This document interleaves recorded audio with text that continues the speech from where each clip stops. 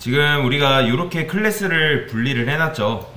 저는 여기다가 이제 뭐 어떤 개념을 도입을 할 거냐면 컨트롤러라는 개념을 도입을 할 겁니다. 그게 무슨 말이냐면 여러분들이 동사무소를 가요. 여기가 동사무소를 해볼게요. 그러면 동사무소에 보통 여러분들이 동사무소에 직접 말하지 않고 각각의 뭐가 있어요? 동사무소는 창구가 있는 거 아시겠나요? 혹시 여러분들 시청이나 뭐 동사무소나 은행이나 뭐 어딜 가던 간에 이렇게 창구가 있죠. 그러면 이제 창구 직원들이라는 게 있어요. 근데 여러분들이 이제 은행을 이걸 비유를 하게 되면 어쨌든 대출 창구, 뭐 개인 창구, 기업 뭐 관련된 등등 기타 등등 창구 관련된 게 있단 말이에요.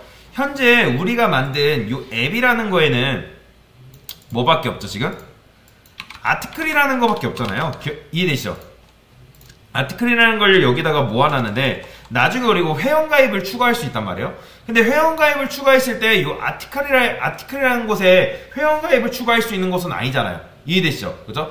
얘는 오직 게시물 전용 클래스인데 여기다가 우리가 로그인 관련된 걸 여기다 담아 놓을 수가 없단 말이에요. 그 다음에 나중에 뭐도 추가될 수 있어요? 우리가 지금 어딨어? 코드 보면 요 int last article last id랑 list articles 요 녀석들이 있잖아요. 그렇죠? 그럼 얘도 나중에 어떻게 바꿀 수 있는 거예요? 뭐 회원 관련된 게 있다 하면 int member last id 이런 게 있어야 되고, 그죠? 회원 가입했을 때 실제로 아이디가 추가가 돼야 되니까. 그 다음에 또 뭐도 있겠어요? 얘는 리스트 아티클이 아니라 멤버 아티클이 있겠죠. 네, 멤버, 그 다음에 멤버 리스트가 있겠죠. 멤버스 이런 식으로 그죠? 그러니까 멤버가 회원이라고 하면 멤버스가 추가되지 않겠어요? 그 다음에 회원가입도 번호가 1, 2, 3, 4 이런 식으로 증가되니까 필요한 거죠. 그 다음에 나중에 댓글이라는 게 추가돼요. 그럼 댓글도 뭐가 있어야겠어요? 댓글 번호라는 게 있잖아요. 그죠? 리플라이, 뭐 라스트 아이디, 그 다음에 여기다가 리플라이스 뭐 이런 식으로. 얘는 뭐야? 지워졌네. 이렇게. 그러니까 이런 식으로 추가할 수 있단 말이에요. 그러면 이렇게 하면 모든 로직들이 이제 모든 로직들이 여기도 들어가고 여기도 들어가고 여기도 들어간다 하면 헷갈릴 여지가 있어요, 없어요? 헷갈리겠죠? 그쵸? 당연히. 그래서 어떻게 할 거냐면 저는 여기다 만들 거예요. 새롭게 만들 건데 아티클 컨트롤러라는 걸 만들 거고, 그 다음에 멤버 컨트롤러라는 것도 만들 거예요. 그 다음에 또 뭐도 있겠어요? 댓글을 관리한다 하면 이런 것도 있을 수 있겠죠? 리플레이 컨트롤러, 그죠?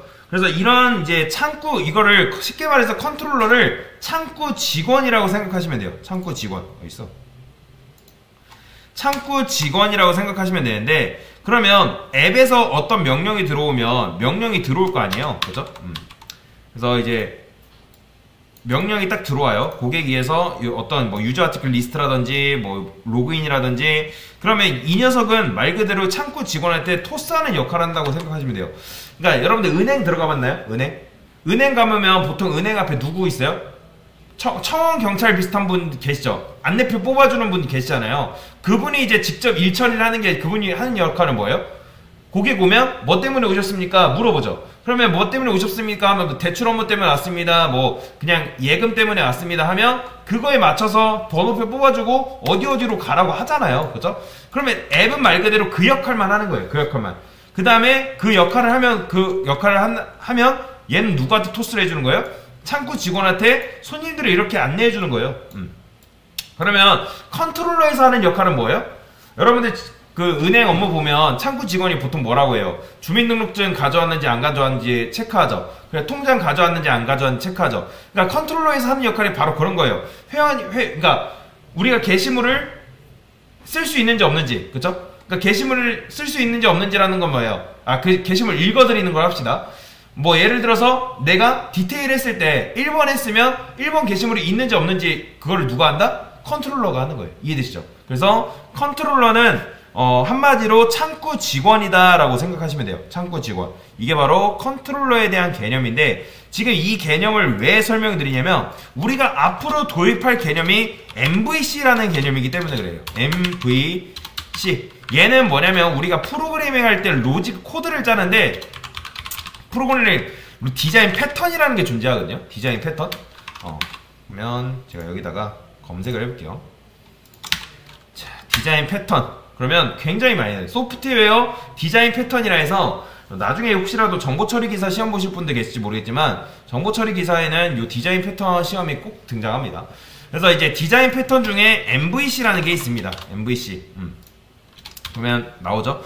그러니까 최신이 아니라 굉장히 많이 쓰는 소프트웨어 디자인 패턴이라고 보시면 되는데, 특히나 웹 개발, 그러니까 웹 개발하면 웹 백엔드 개발할 때 요 디자인 MVC라는 디자인 패턴이 무조건 들어가 돼 있어요. 요거를 구체적으로 나중에 설명드릴 건데, M은 뭐의 약자냐면 모델의 약자고요. V는 뷰라고 보시면 되고, 컨트롤러라고 보시면 돼요. 그래서 컨트롤러라고 보시면 되는데, 그러니까 얘는 말 그대로 창구 직원. 그 다음에 실제로 나중에 핵심 로직을 담당하는 거는 얘예요. 얘. 이 녀석이 핵심 로직을 담당하거든요. 그래서 실행 순서는 어떻게 실행이 되냐면 C, M, V 순으로 실행이 된다고 보시면 돼요. 실제는. 그러니까 요 R은 뭐냐면 리퀘스트거든요. 고객이 요청이 들어오면 얘가 받고 처리하고 그 다음에 보여준다. 그 다음에 이제 누가 봐요? 뷰를 고객이 보는 거예요. 리스폰스인데. 자, 여튼간에 그러니까 웹사이트가 동작하는 순서가 거의 이래요. 이렇게 돌아가요. 여러분들이 웹사이트 누를 거 아니에요, 그죠?